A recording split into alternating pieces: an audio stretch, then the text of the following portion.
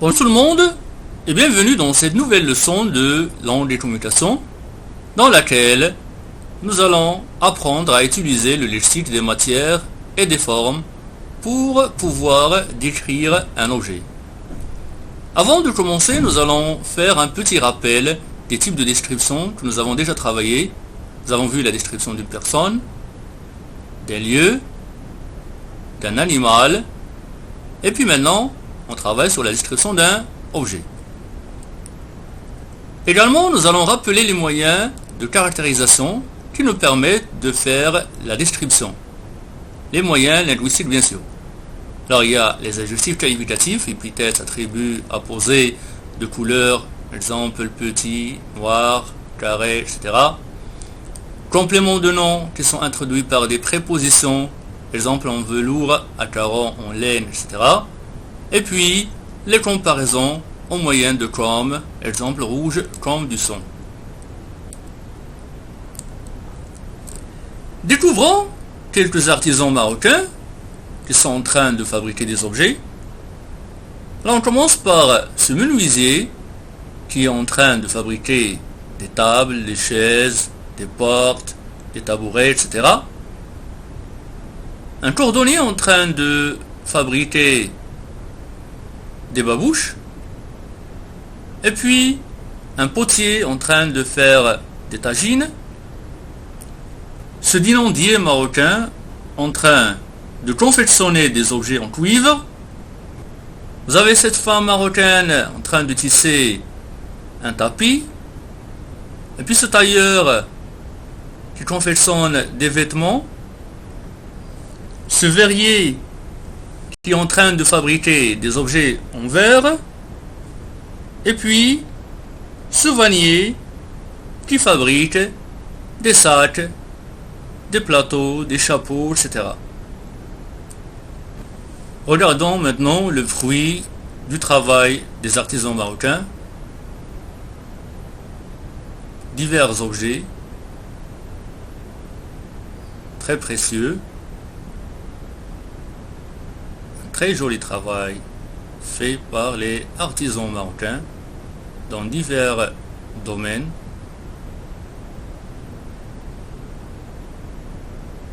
Des objets dans lesquels on utilise beaucoup de matières premières. Maintenant, nous allons découvrir quelles sont les matières utilisées pour fabriquer ces objets. On commence par ce tapis marocain.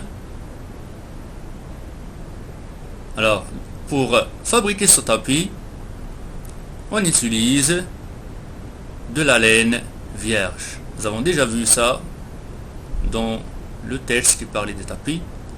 Voilà la laine vierge. Ici, vous avez des vêtements.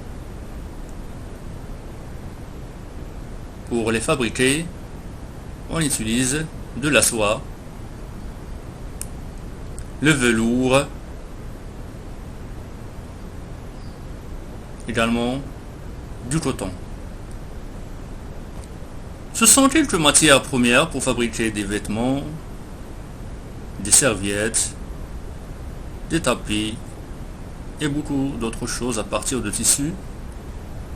On continue. Vous avez ici d'autres objets, tables, chaises, divers objets, des boîtes, des plateaux, etc.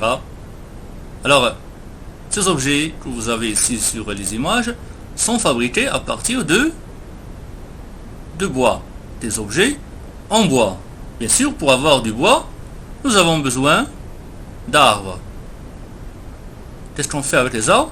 On les coupe et on y construit des planches à partir desquelles on fabrique ces objets. Regardons maintenant ces tables en bois.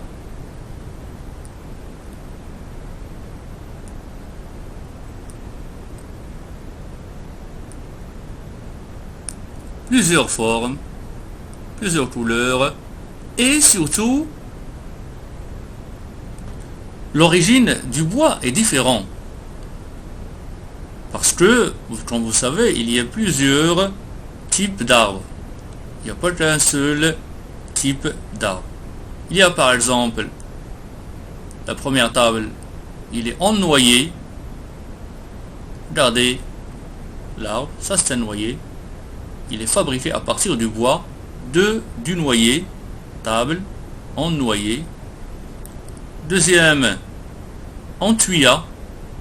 Alors le tuya c'est le bois avec lequel les artisans de la ville de marocaine Essaouira travaillent les objets et les boîtes et les tables, etc. Maintenant, également, troisième table, elle est en chêne. Ça, c'est une chêne. La quatrième, il est en olivier. C'est un arbre qui nous donne des fruits, des olives. On en fabrique de l'huile d'olive. Son bois également très très bon. La quatrième en acajou. Voilà. Ça c'est un arbre d'acajou. C'est de l'acajou. Cette table est fabriquée en acajou. Continue. Et en cèdre. Ça c'est un cèdre. Pour fabriquer des tables, il n'y a pas que le bois avec ses différents types. Il y a également d'autres matières que nous allons découvrir ici. Cette table par exemple. Elle est en marbre. Rohem. Table en marbre. Celle-ci, il est en plastique.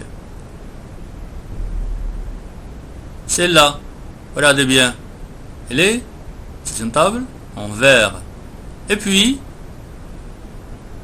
une quatrième table qui est en fer. Le fer, vous savez c'est quoi le fer? Regardez, des barres de fer. C'est une table en fer. Aussi d'autres objets, nous allons découvrir les matières avec lesquelles ils ont été fabriqués. Une pouffe marocaine. Des sacs, des babouches, des sandales. Alors, quelle est la matière commune à tous ces objets? Sont fabriqués en cuir. C'est du cuir que nous obtenons grâce aux peaux de moutons, de vaches, de chèvres, etc. Ces peaux-là sont traités dans des lieux comme Dardber à Fès.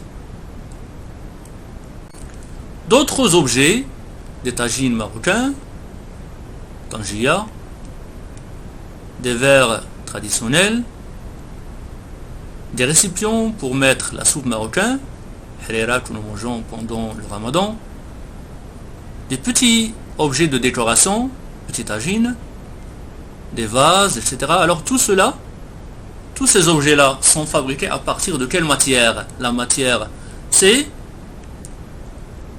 en poterie ou bien en argile que nous obtenons à partir de la terre ou bien de l'argile. Alors ce sont des objets en poterie ou bien on dit des objets en argile. La matière avec laquelle nous avons fabriqué ces objets. On va découvrir d'autres objets, regardez ici, de très jolis objets pour faire du thé, pour laver les mains, etc. Avec de jolies décorations. Alors, ces objets-là sont fabriqués à partir de cuivre. Ce sont des objets en cuivre. On découvre la richesse et la beauté de l'artisanat marocain. D'autres objets que nous utilisons dans la cuisine, regardez, pour boire du thé, etc. Alors, tous ces objets sont en verre ou en cristal. Des objets en verre en haut et en bas, des objets en cristal. Continue toujours avec des objets et la matière avec laquelle sont fabriqués. Regardez ici, un chapeau, différents types de sacs,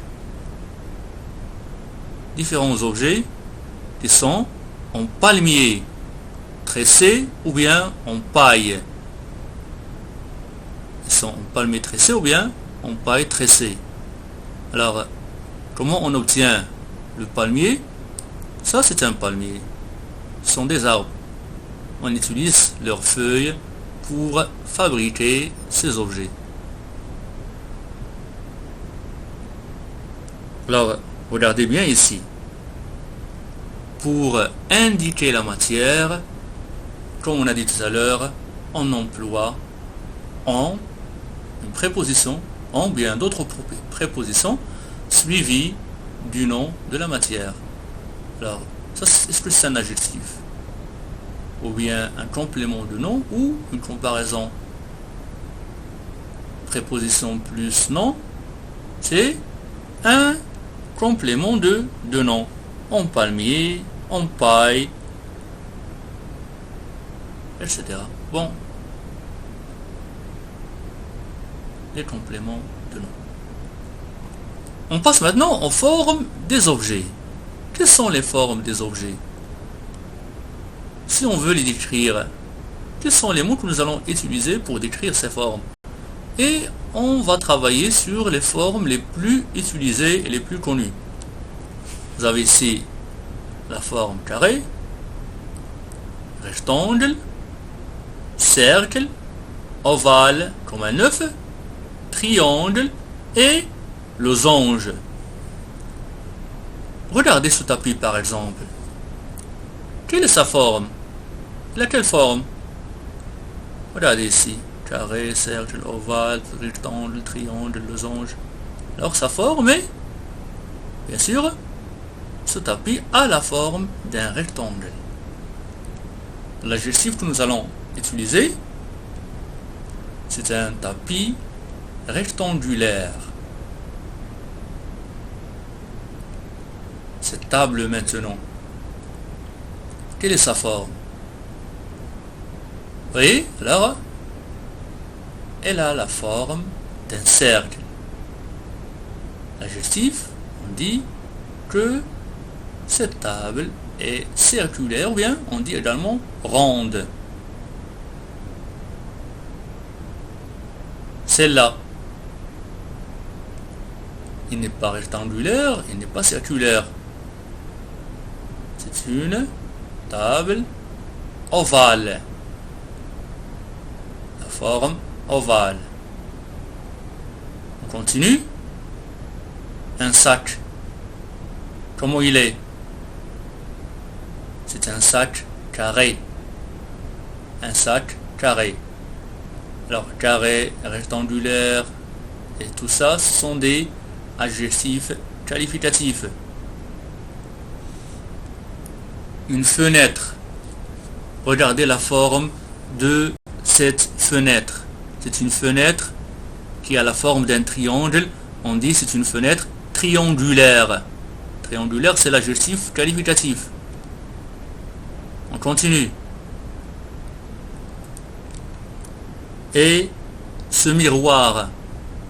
Quelle est la forme de ce miroir? Elle a la forme d'un losange. C'est un miroir losangique. Un miroir losangique, c'est un adjectif qualificatif. J'espère que le vocabulaire que nous avons vu aujourd'hui va vous aider à faire la description d'objets, de lieux, même si vous voulez, d'animaux ou de personnes. On passe maintenant à je retiens.